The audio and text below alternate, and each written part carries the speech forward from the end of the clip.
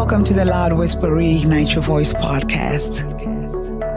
This is your healing space, providing you with hope and inspiration as you become more connected to yourself. Your safe vessel, helping you move to a higher consciousness to reignite your voice and discover who you are destined to be really inside you. I am Isabel Draughon, your host. I am also an author, entrepreneur, and a life transformation and spiritual coach.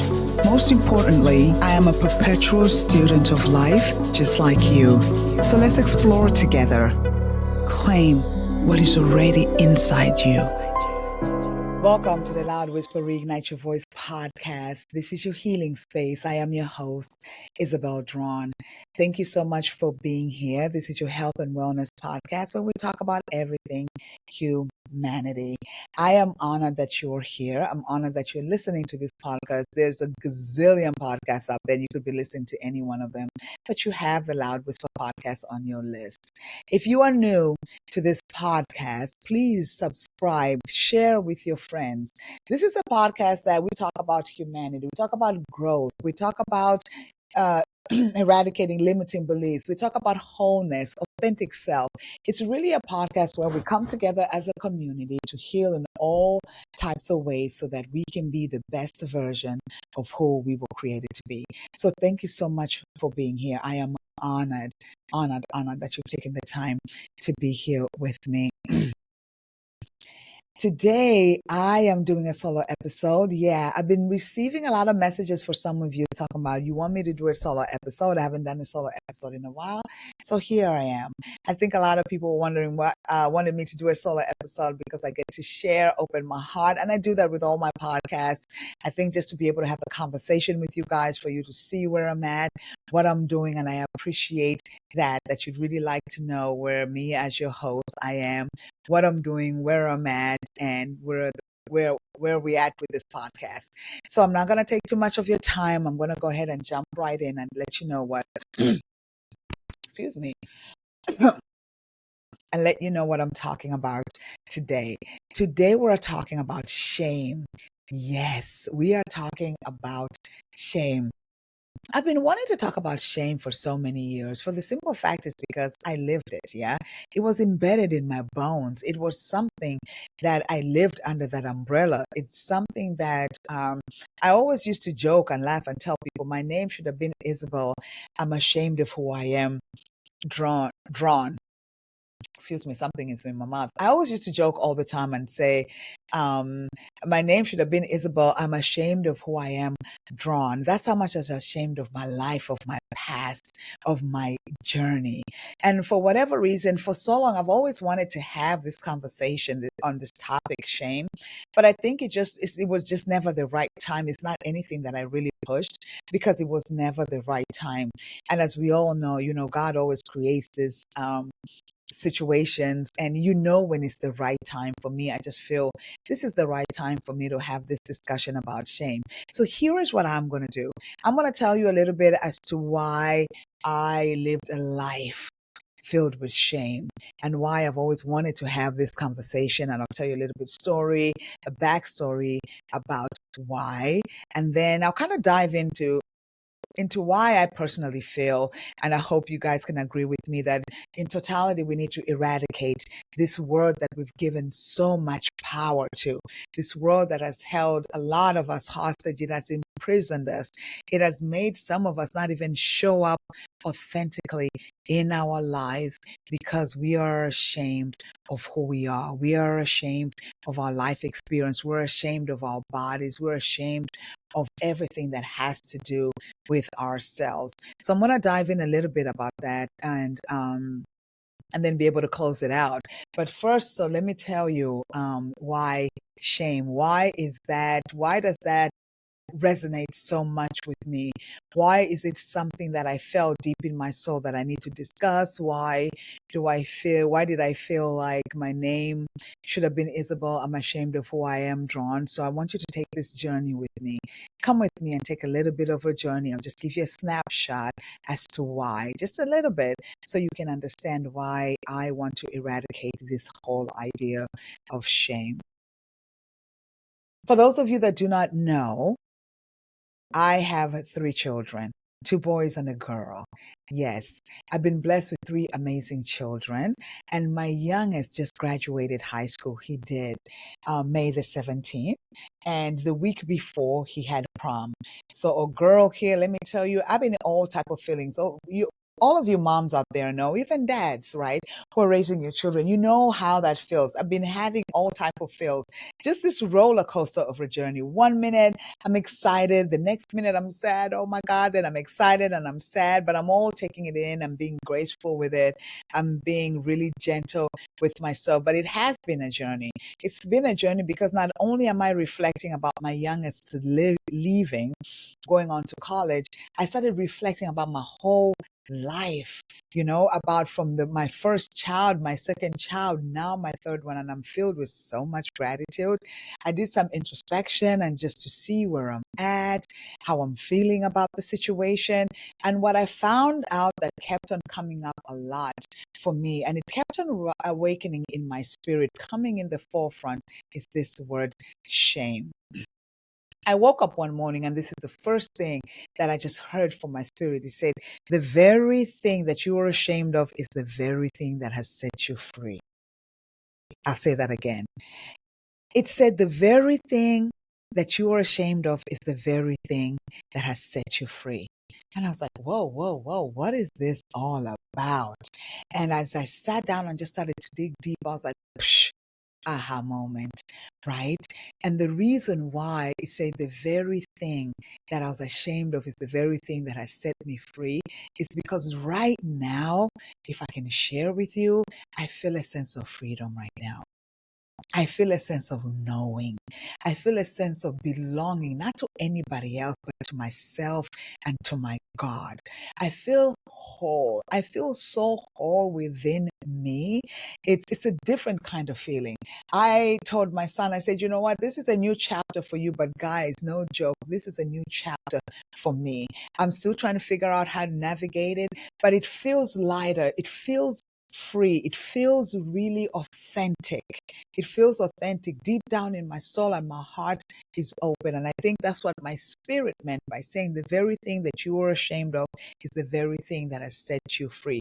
Because right now, at this point in my life, I'm turning 50 at the end of the year, and look at me. I'm about to walk into that chapter. I feel a sense of freedom, despite having my moments, even my emotions of, oh, my children, my kids, because they are my world. Like, they are my world. And no, I was not a perfect mom and I made all the mistakes in the world, but they're still my world. They're my everything. But now it's that freedom to be, to think, to live, to just all the things that I had robbed myself of, all the things I had, all the times I abandoned myself, all the times I had sacrificed myself. That's what I'm feeling right now.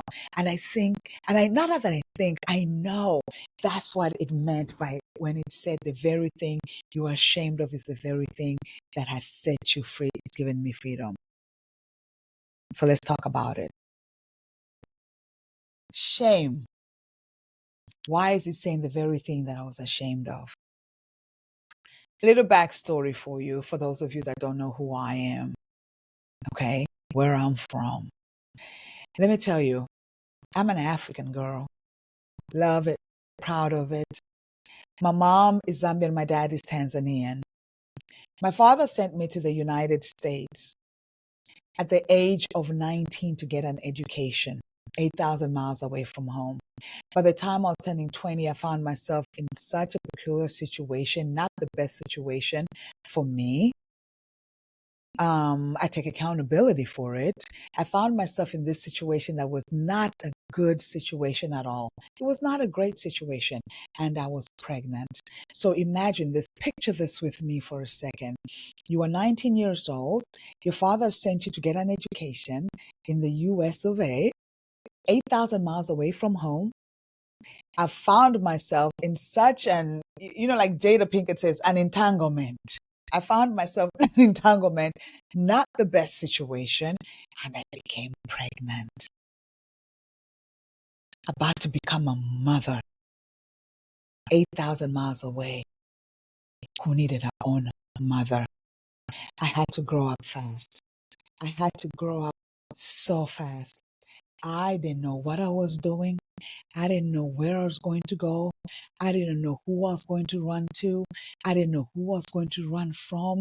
I did not know what was going to happen to me. But all I knew was when I found out that I was pregnant, this is going to be a secret. Nobody's going to know that I'm pregnant. Nobody's going to find out that I'm pregnant until when it becomes visible that I'm pregnant. I already knew then that I was going to have that child. For whatever reason, just in my spirit, I think God had placed it already in me, that he's my everything, right? I wouldn't trade the whole experience for the world because he opened me up. He opened my heart up to love. He's the first one that really showed me what unconditional love looks like, felt like. He's the first one that taught me what it means to love someone. He's actually the first person that I made a lot of mistakes when it came to love with. You know what I mean? So it's a sacred space, right? It's a sacred space that he holds in my heart. And so yes, I already knew that I was going to have him. That was a given. That was a given. But I didn't know what I was doing. I didn't know what I was doing, where I was going, who I'm running from, where I need to run to, what I need to do. All I need to know is this is going to be a secret. It's going to be a secret for several reasons. Number one, as I mentioned earlier, not the best situation that I found myself in. Okay. And then number two, the number one reason why this was going to be a secret under no circumstances, this was going to be a secret was because I was really ashamed. I was ashamed for the simple fact is I had let my father down. I had let my family down. My father sent me 8,000 miles away to get an education, and here I am, finding myself in such a crazy situation. And now I'm about to bring life into this world. And I'm going to tell you something. Where I come from, first of all, me being pregnant at that age, it was taboo. So already I was ashamed for the simple fact that I'm going to be seen as, they call it fast, where I'm home. They call it, she's fast, she's being fast. So here pretty much being promiscuous. Here pretty much being, you being a little fast girl. You're everywhere. At home they say, that girl is fast. I was afraid that they're going to call me fast, which they already called me fast after the fact that they found out I was pregnant. And then number two, I brought shame to my family, guys. I brought shame to my family. That's what I was thinking then. If I knew then what I know now, I'd have never lived like that. I'd have immediately told somebody that I was pregnant. I'd have immediately asked for help. I'd have immediately, even if I was young, I'd have just been open enough to say, this is what I'm going through. But I was not wise enough. I was not wise enough back then. And then I was more afraid of how people in my environment, people in my family, my peers, how they viewed me more than, I was more afraid of that instead of really more concerned about me and my child and taking care of myself. So yeah, I kept it a secret. I couldn't tell anybody because no, I was not about to be ashamed. No, how am I going to tell my father? I've brought shame to my family. And the reason why it would have been considered me bringing shame to my family and letting them down. Because if I can be honest with you, the culture that I come from, if you have had the opportunity to go to school, even if you haven't had the opportunity to go to school, our society then, and which is probably most cultures and most society, you are validated by how much education you have. You are validated by how much education you have. You are validated by the ranking of the school that you go to. If your school is such a great school, people validate you more, right? So I was ashamed of that. I was ashamed of the fact that, oh my goodness, so my dad might tell me, this is it, you're not going to finish school. You have brought shame into this world. I want to be able to finish school.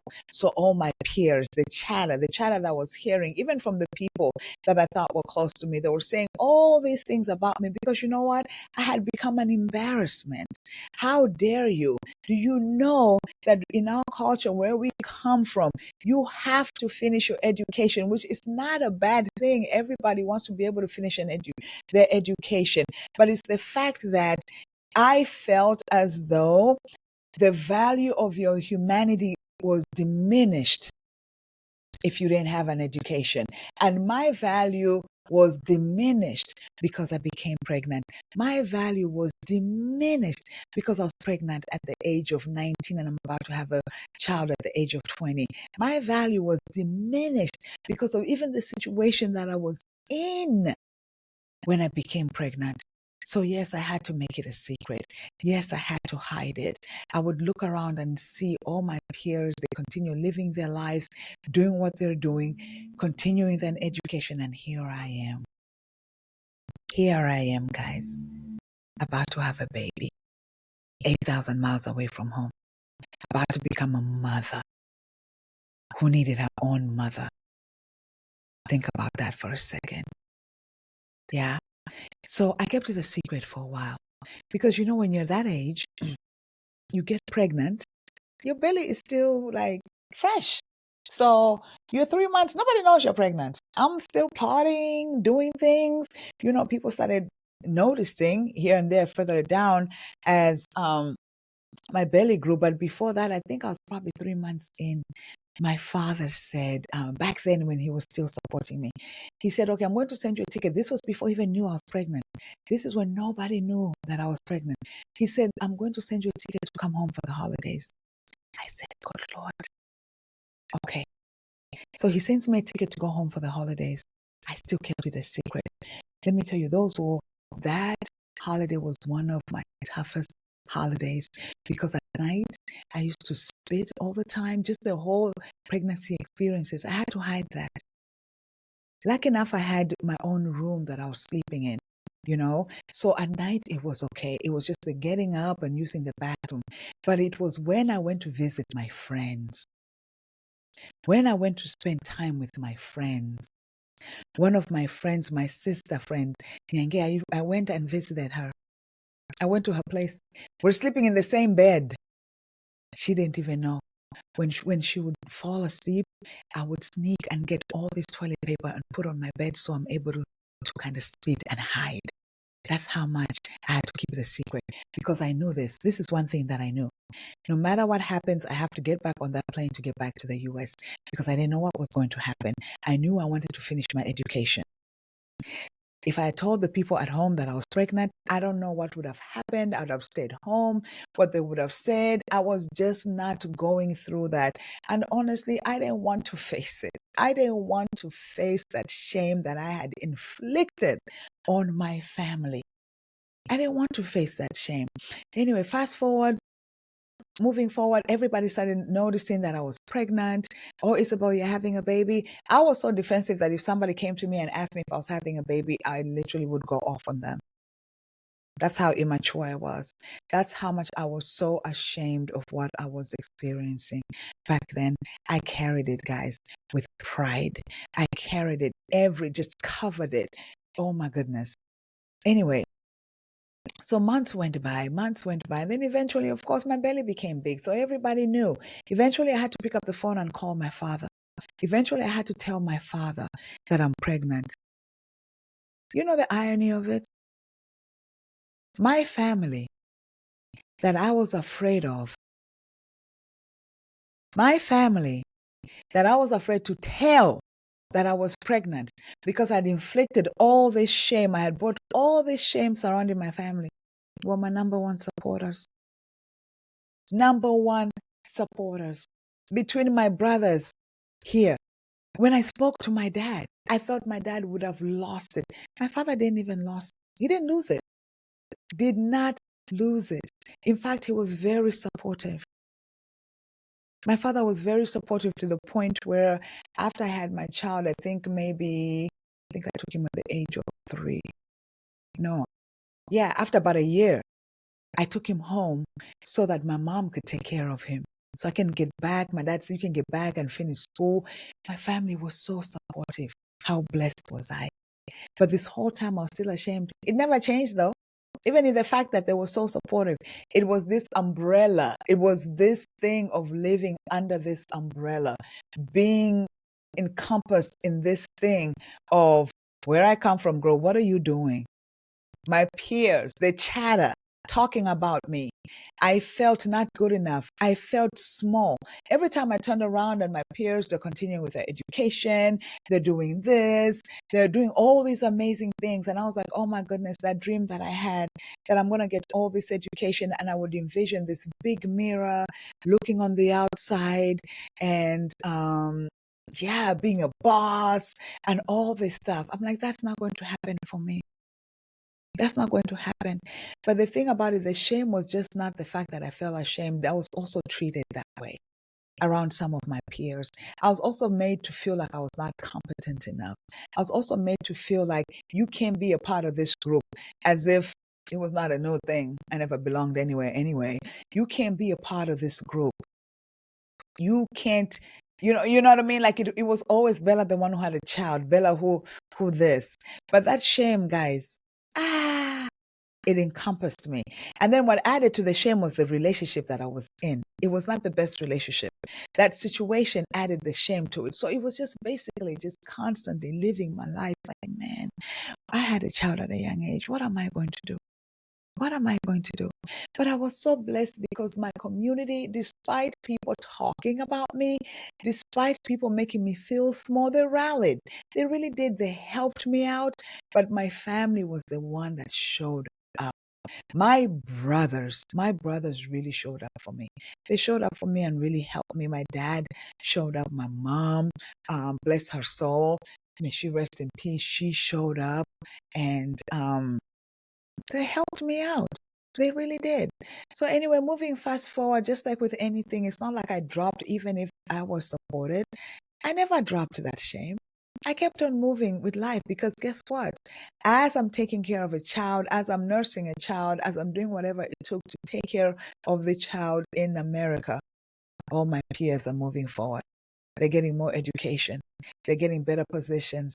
They're doing whatever they wanted to do with their lives. They're creating this life for themselves. So I used to be sad sometimes.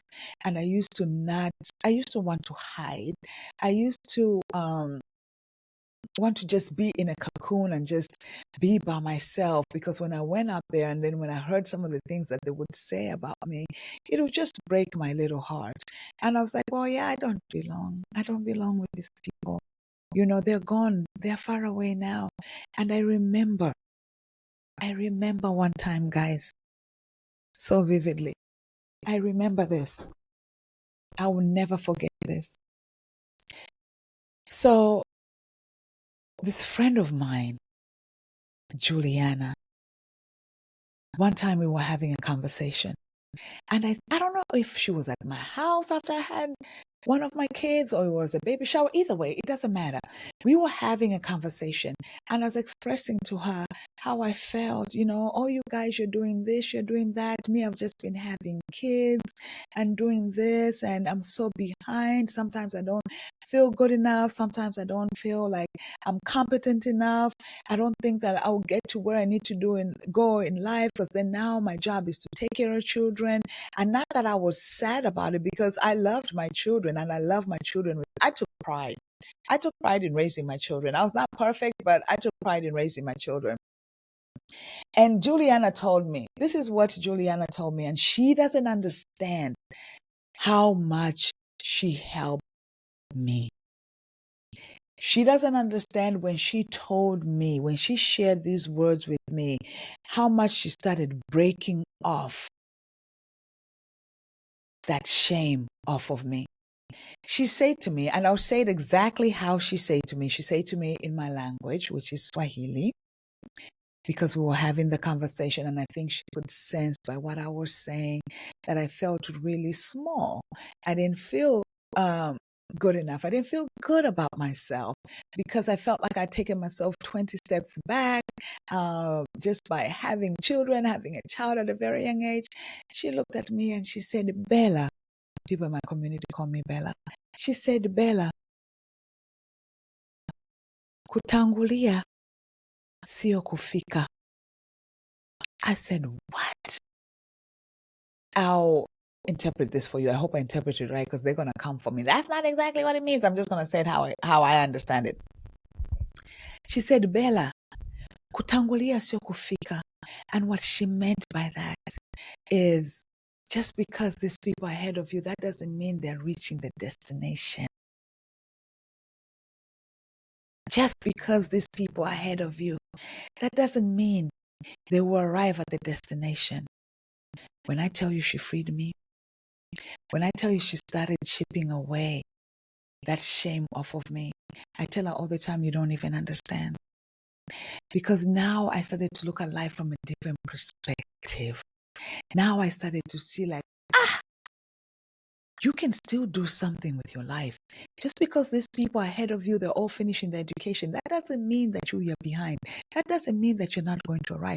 You can still do something with your life, baby girl. I was so thankful for that conversation. You know how you have conversations that shift something within you? That conversation between me and Juliana shifted something in me. And those words, and that's why I tell people, be kind to people. Tell people nice things. Be gentle with people, because those words that she said to me, kutangulia sio kufika, those shifted something within me. It made my little heart at ease, just a little bit for that day, just a little bit. So now I continued living, right? Still ashamed, but I started on my healing journey. As time went by, I started this whole thing of healing, and slowly I started chipping away off of that shame, just eradicating, and then now I'm here. And the reason why I think my spirit reminded me, it kind of had me reflect and awaken, is the simple fact, it's like, look at you now. You are still young. You have time ahead of you. You're about to be 50. You were once ashamed that you had children at a very young age. You had your first child at a young age. Everybody else you felt was ahead of you. Everybody else was going to succeed and you didn't. You're not going to succeed. Everybody else was going to do well in life and you won't do well in life, Isabel, because look at you. You had a child at a young age, but what my spirit did, and that's just God, is that loud whisper, that still voice inside of me that I talk to you guys about all the time, just reminded me and awakened to me and said, listen, baby girl, the very thing that you were ashamed of is the very thing that has set you free. Now you're free to be. Now you're free to live. Now you're free to become. Now you're free to do things at your own, on your own terms. Now you're free to love. Now you're free to become. Now you're free to really dive deep and continue discovering who that little girl is. Who is she? What does she want? All those years that I spent nurturing from the time I was young, that I spent grooming, nurturing, and taking care of my children. Now I have this time, this chapter for me. And that's why that meant everything. And it also made me think. It made me think like, this thing that we call shame, this word that we've given so much power to, that has held a lot of us hostage, including me, that has imprisoned some of us, that has kept some of us stuck because we're ashamed of our life experiences. We're ashamed of our choices. We're ashamed of the things that we have done. We're ashamed of our journey. What if maybe like me, everything that you've been through, it was God taking you through that the higher power, wherever you subscribe to. It was the higher power. For me, it's God taking you through that experience so you can become who He needs you to be. And now as you walk in this chapter, you can walk in it with conviction, with knowing, with understanding, because of what you've experienced. What if? What if the things that we are ashamed of are the very things that are supposed to set us free? Whatever we're ashamed of is the very thing we're supposed to experience so we can become, so we can grow and become who we were created to be. But we live in a society that we've given this word shame so much power that it has left some of us stuck. It has left some of us hidden. It has left some of us silenced.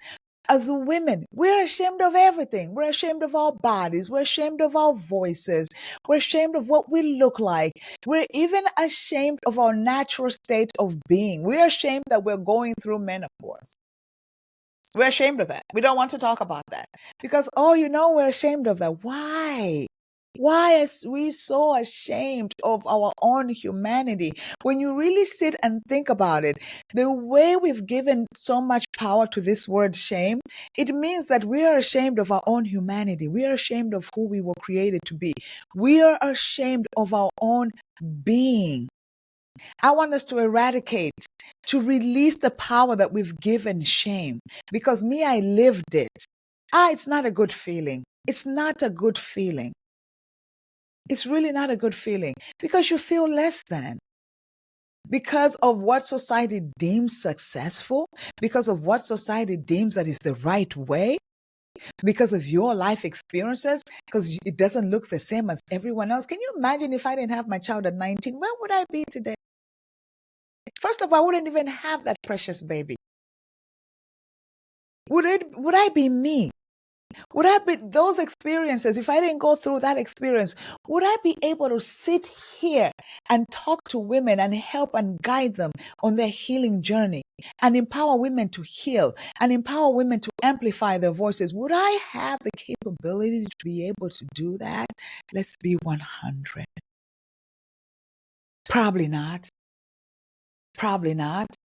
So all the people that I was envying, all my peers that I was envying, they have their own life, but their journey is not my journey. You understand what I'm saying? Their journey is not my journey. So I wasted so many years being ashamed of my life, being ashamed of my experience. I let my past define my future. I let my past take a hold of me. I let my past take a hold of me. I let my past define my future. I couldn't even look into the future because I was so caught up on my past. I was so caught up on how bad I felt because I had inflicted shame onto my family for having a child at a very young age. I held on to that. I carried that for years and years and years. I lived under that umbrella of shame. It was in my bones. I owned it because I felt like I inflicted pain. I inflicted shame on my family. I owned it because I was so shameful. I was shameful of my life experience. Can you imagine? I felt it in my bones. I hid under a rock. I was silenced. I didn't feel worthy. I didn't feel good enough. My peers, you know what I mean, had stuff to say. I felt like I had inflicted all this shame. I'd brought shame to my family because I had a child at a very young age, but not knowing until now that very experience is what created who I am today. That very experience is what is allowing me to be able to do what I do today. That very experience is what has given me the capability, the wisdom, the know-how, the truth to be able to empower women to amplify their voices. That whole experience, because I was silenced in my own way, has given me the ability to tell women to really reignite their voices. All the trauma that I experienced through that journey from the time I had my child at the age of 19, where I was feeling so ashamed, when I felt like I couldn't be validated because I didn't finish my education. And without my education, my humanity did not exist, right? All of that created who I am today. All of that created who I am today. So we have to be very mindful about dismissing our life experiences, whether good, bad, or ugly, especially our hardest life experiences. They're not here for nothing. They're here to teach us something. So we need to release the power that we've given this word shame to, and understand that whatever you're going through, whatever you are experiencing in life, this is a lesson. You have nothing, and I mean nothing, to be ashamed of.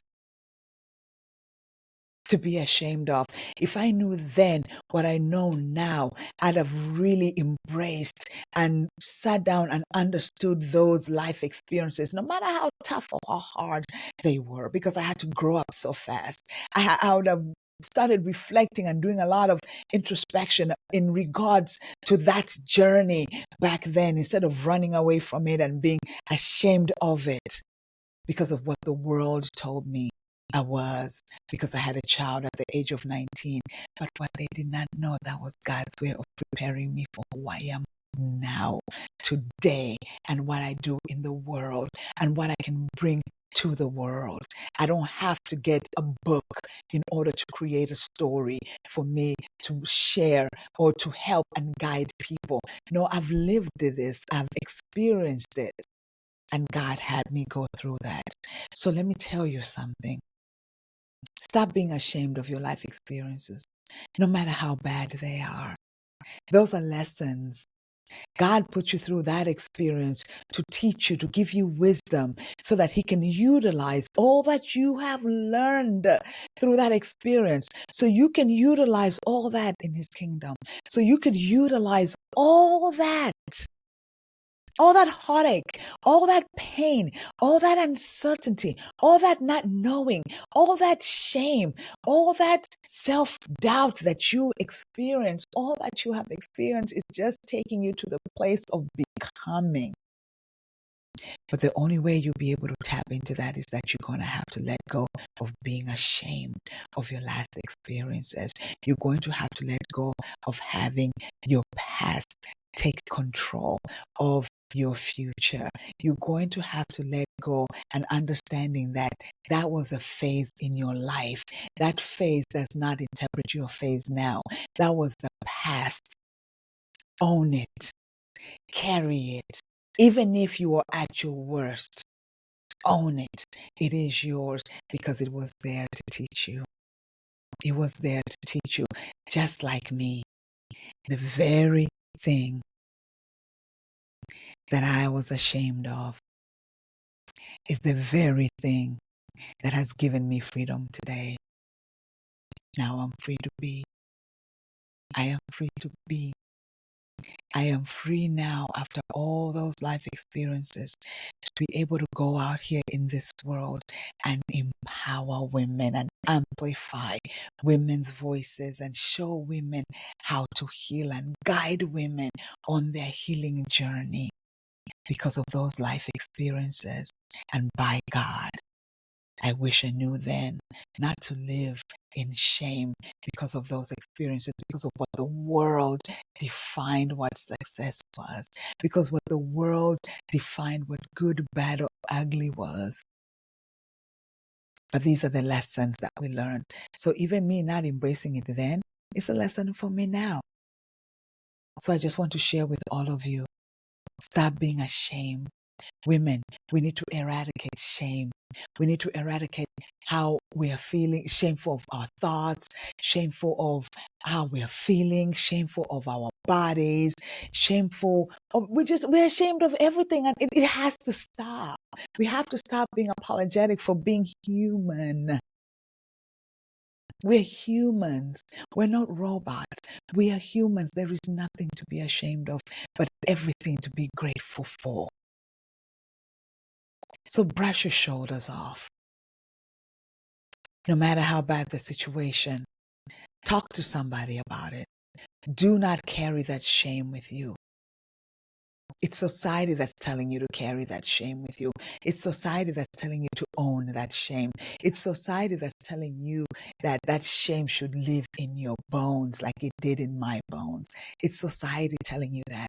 But I'm here to tell you, no, you don't need to be ashamed of your life. You don't need to. Don't let the past take control of you. We really have to get to a point to understand that in order for us to grow, in order for us to be, in order for us to be authentic in our lives, as much as we all talk about authenticity, until we start eradicating these words that we've given so much power to, as shame, none of us will ever be authentic. Because you don't get to authenticity until when you eradicate shame. When you eradicate shame, You get to see yourself. You get to own yourself. You get to, excuse me, believe in yourself. You get to love yourself despite your imperfections. You get to love yourself despite your imperfections when you let go of shame. So it's time. It's time for us to let go of shame. It's time for us to eradicate this. It's time for us to love ourselves despite our imperfections. The time is now. So I hope you will get to a space where I'm feeling this right now. I know my life is not perfect, and there's nothing perfect about life, but I'm going to tell you what I know for sure. What I know for sure right now is I feel a sense of sadness that my kids are leaving, they're out the door, but then at the same time, I feel a sense of freedom.